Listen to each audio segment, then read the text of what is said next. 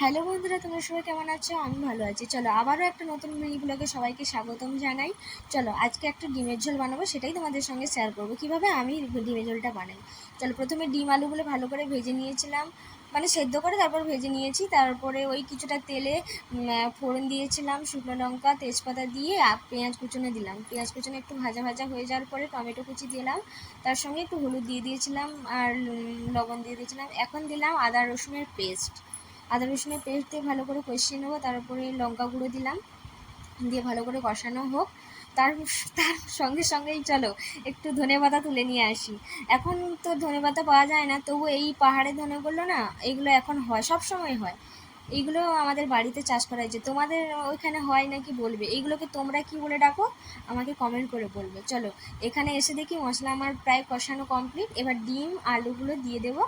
দেওয়ার পরে এইগুলো কিছু কষিয়ে প্রথমে জল ঢেলে দেবো। ব্যাস ফুটে ওঠার পরেই নামিয়ে নেবো ধনেপাতা দিয়ে।